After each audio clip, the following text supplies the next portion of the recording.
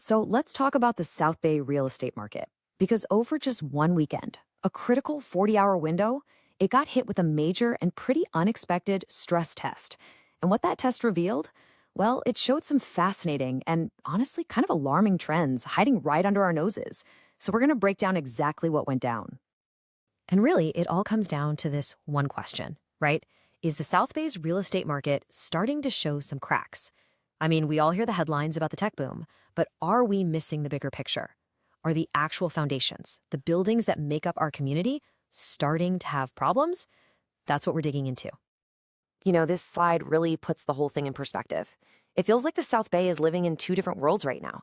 It's like a dual-speed economy. On one hand, you've got this incredible hard tech boom. I'm talking SpaceX, Navida Semiconductor, companies just blasting into the future. But then, on the other hand, you have the actual physical world around us, the office buildings, the houses we live in.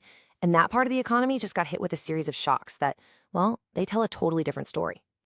All right, let's kick things off with Section 1, a physical shock to the system. And I mean that literally, a real-life crash that put a spotlight on just how fragile the market can be.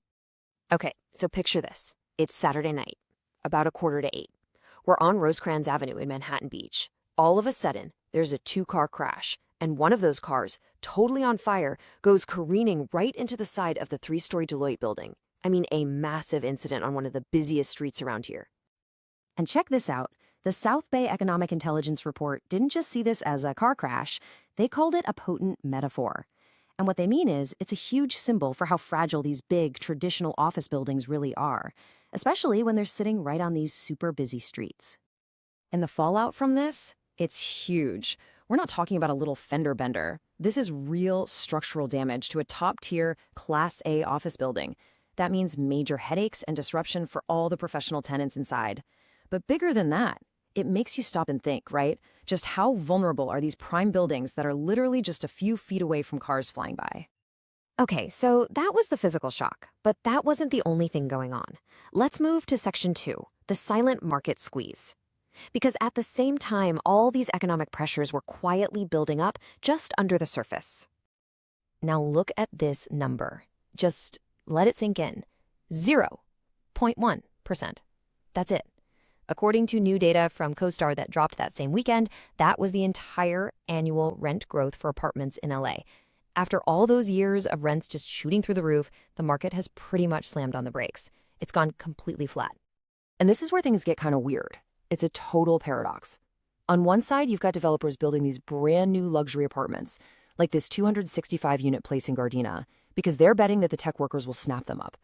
But on the other side, the actual demand across the whole market is dead in the water. I mean, this is the third year in a row that rent growth is less than 1%. You've got tons of new supply, but no new demand. That's a classic mismatch. So we've had a physical shock and an economic squeeze. Now let's talk about Section 3, a crack in the foundation. And this time we're talking about legal risks, because a whole other kind of problem popped up that weekend, and it ended in a big lawsuit.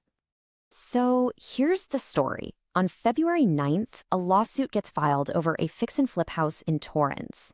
Turns out, the new homeowners found out that the work done by the flipper wasn't just bad, it was apparently done without permits. And that, as you can imagine, caused some huge problems.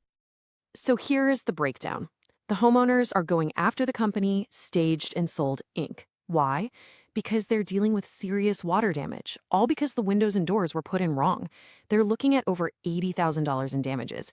This whole thing is like a giant red flag for anyone in the fix and flip business. You cut corners and you could face some serious legal heat. Okay, so you've got physical risks, economic risks, legal risks. It's a lot. And if you're a professional in this space, you're probably asking, how do I deal with all this? Well, this brings us to Section 4, building your digital authority. This is the strategic answer to all that chaos. It's not about working harder, it's about working smarter. So what the heck is digital authority anyway? Think of it like this. It's when your expertise is so obvious and so well known online that you become the go-to person. You're the default choice, not just for clients, but for search engines and AI too. When someone needs the best, your name is the first one that pops into their head. And this quote really nails it. In this crazy dual-speed market we're in, just being a generalist, it's not going to cut it anymore. The market is literally punishing people who try to do everything. All the rewards, all the business is going to the true experts, the ones who use digital media to show everyone they're the real deal way before a client even thinks about calling them.